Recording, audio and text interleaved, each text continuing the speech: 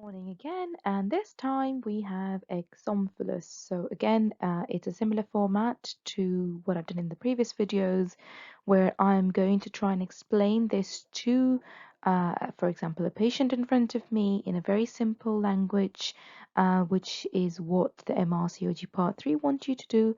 We'll go through causes, we'll go through how to diagnose it, and also what management and counselling is offered to a patient with this condition. Okay, so exomphalus is a tummy wall defect. It's where the baby's tummy wall has not developed properly. In all babies, the intestines usually develop within the umbilical cord and then would normally move out of the cord inside the abdomen as the pregnancy advances. For babies with exomphalus, the intestines stay inside the umbilical cord and do not move inside the abdomen as they should. So causes are again unknown most of the cases, but they can be linked to certain medical and genetic conditions. So the baby's chromosomes can be tested to find out if there is any specific genetic condition the baby has got. In terms of how often it happens, it can happen to 4 babies out of every 10,000 babies. It's normally picked up on a scan, which is done around 20 weeks. Sometimes it can be picked up earlier around the 12-week scan. Once this has been diagnosed, the patient will be referred to a hospital to see a fetal medicine specialist to discuss where they'll have an extra ultrasound, and they will then be they will have discussions as to what the next steps are. So most babies with exomphalus will need surgery soon after they are born, so this defect can be corrected. So in the surgery, the aim is to put the intestines back inside the tummy wall and then repair the defect in the tummy wall, and hopefully that is it.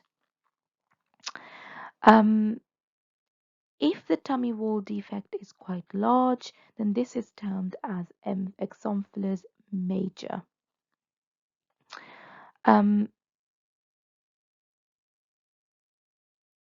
Okay, so in terms of the long-term health and how this affects the babies, most babies will make a really good recovery, at least over 95%, and will have no long-term complications. However, if the exomphalus is very large, that is a tummy wall defect, or the baby does have any physical or genetic conditions, or the baby is significantly born before the due date, then they can have feeding problems and breathing problems, and they will need specialists to look after. In terms of what the choices the patient has is they can either choose to carry on with the pregnancy or they can choose to terminate the pregnancy, and that support needs to be provided to the patient, whatever the patient chooses to do.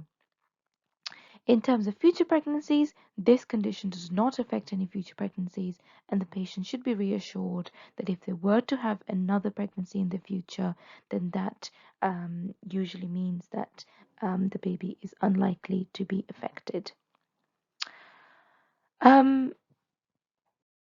Well, that's it. That's everything that you should know about this condition. And feel free to read up about it more as well, just so you have got more of an idea. But this is usually what you will need to know, and this is usually what sort of comes up in the exam, and the depth that will come up in the exam. And I'm going to carry on, covering lots more of these conditions which involve a bit of counselling, because it's very important to use words that the patient is able to follow and is able to understand, and to absolutely avoid medical jargon at every cost. I hope this was useful for you in this war. If this was, then please give this video a thumbs up and subscribe to my channel if you haven't already, and good luck with your revision.